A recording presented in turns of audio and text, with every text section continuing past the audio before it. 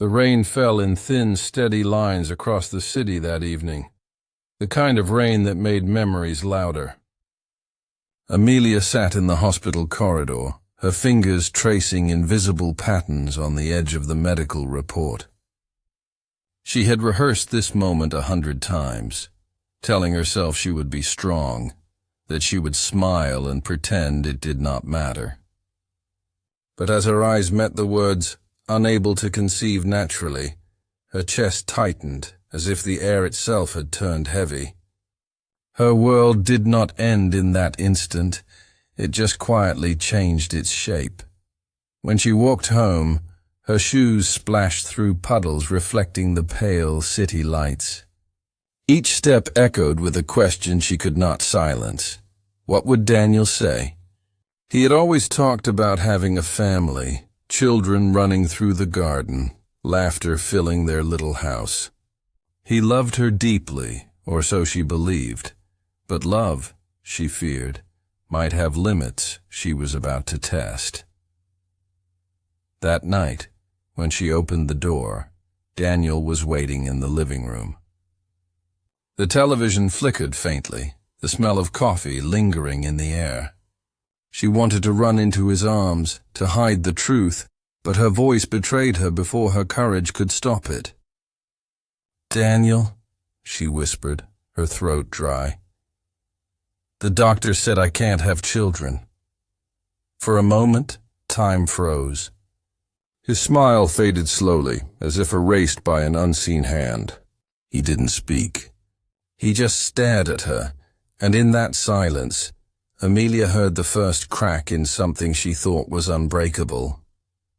She tried to reach for him, but he turned away, whispering words she couldn't catch. The only sound left in the room was the rain against the window, soft, relentless, and full of secrets that neither of them were ready to face. She didn't know it yet, but destiny had already started writing a chapter far greater than her pain, one that would make the world stop and watch. The next morning felt colder than usual, though the sun poured through the curtains in golden streaks. Amelia woke to silence, the kind of silence that screams. Daniel's side of the bed was empty, his phone gone, his watch missing from the table. Her heart sank before her mind could reason. She called out his name once, twice, but only the hum of the refrigerator answered back. Then she saw it, a short note on the counter folded neatly beside his wedding band. Her hands trembled as she unfolded the paper. The words were few, but they cut deeper than any knife could. "I need time. Please don't call." The room seemed to shrink around her. She sat down on the cold kitchen floor, the letter still in her hand. She tried to breathe, but each inhale felt like lifting a mountain. She wanted to believe he just needed space, that he would walk through that door by evening.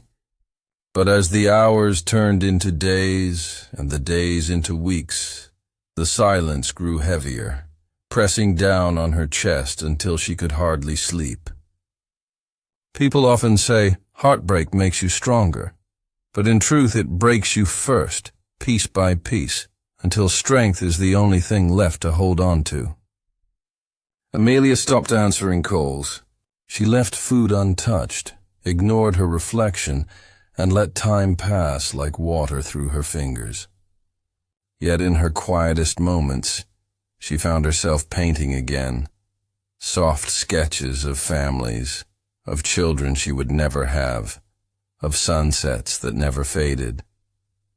Art became her secret language, the only place her dreams could still breathe. Then, one night, as she stood by the window watching the city lights flicker below, she made a promise to herself. "If he can leave because of this," she whispered, "then I will stay for me." Her tears dried before they reached her lips. She did not know how, but deep down she felt it. A whisper in her chest, faint but certain. Life wasn't done with her yet.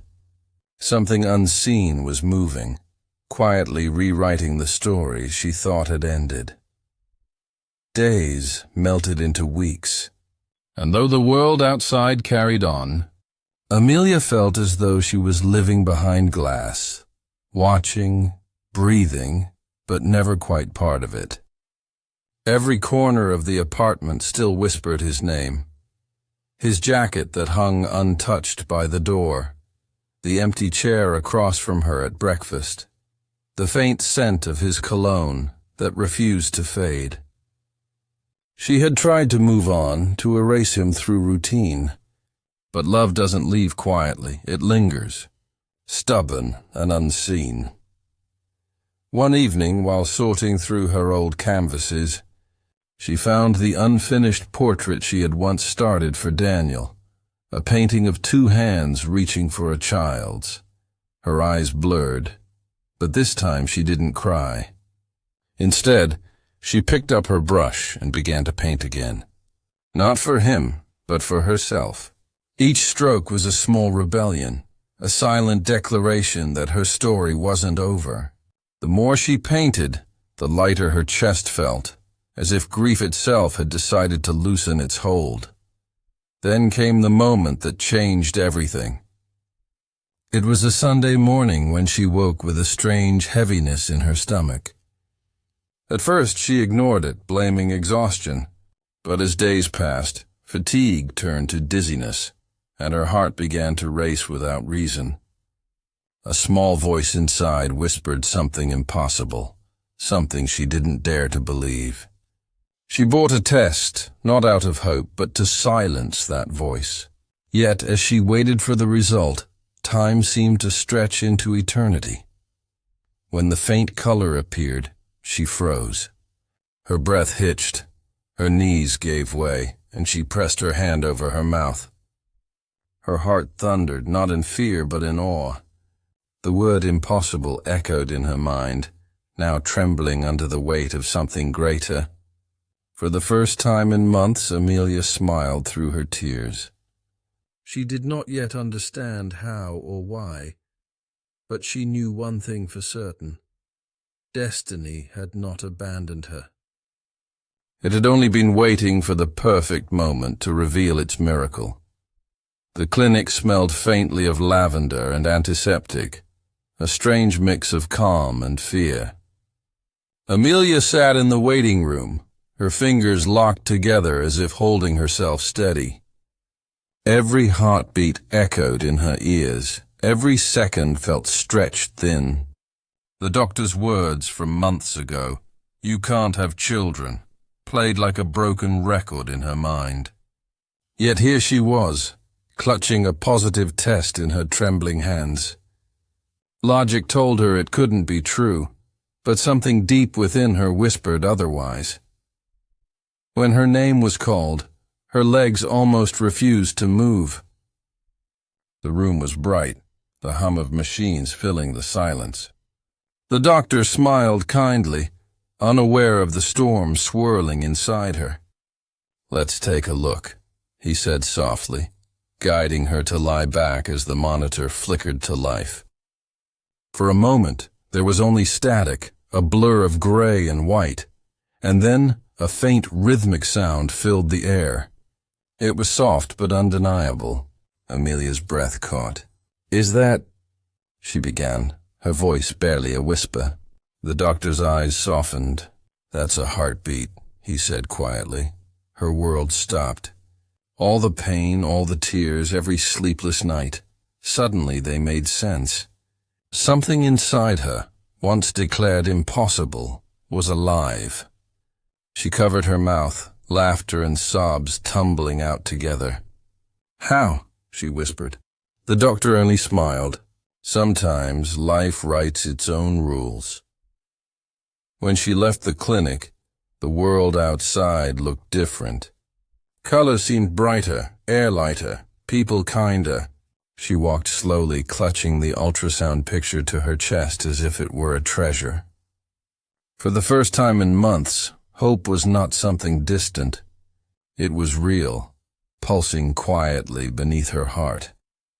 That night, as she stood by her window again, The same rain that once marked her heartbreak now felt like a blessing. She whispered to the sky, "Thank you." She didn't know who she was thanking, fate, faith, or something greater. But she knew her story had only just begun. The news spread through Amelia's body like sunlight breaking through storm clouds. For days, she could barely sleep, replaying the doctor's words in her mind. "There's a heartbeat." She would touch her stomach every few hours, as if to reassure herself that this miracle was real. Her heart carried a quiet fear, too, afraid that if she blinked too long, it might all disappear. But life had decided to surprise her, and this time she refused to question it. Still, the nights were the hardest. She would wake in the dark, her hand pressed against her chest, feeling both joy and loneliness. Daniel's absence loomed like a shadow, a reminder of how easily love had slipped away. Yet as she stared at the ultrasound image resting on her bedside table, she whispered, "You're all I need now." Her voice trembled, but her eyes shone with fierce determination. She wasn't broken anymore. She was becoming someone new, someone stronger, someone unafraid to dream again. As weeks turned into months, she noticed changes, tiny flutters within her, like whispers of life dancing just beneath her ribs. Each movement was a conversation between her and the universe, proof that hope had never truly died. At her next appointment, she lay quietly as the doctor examined her again. The screen flickered, and then 2 heartbeats echoed through the room. Amelia froze. "Is that—" she began, but the doctor nodded with a warm smile. "Yes. You're expecting twins." Her hands flew to her mouth, tears streaming silently down her cheeks. 2 lives, 2 miracles. It felt as though destiny had repaid her loss 1,000 times over. She remembered the rain that night when Daniel left and realized that even pain had a purpose. It had led her here. When she walked home that day, every step felt lighter. The wind brushed against her hair, the world humming with quiet wonder. For the first time, Amelia didn't look back.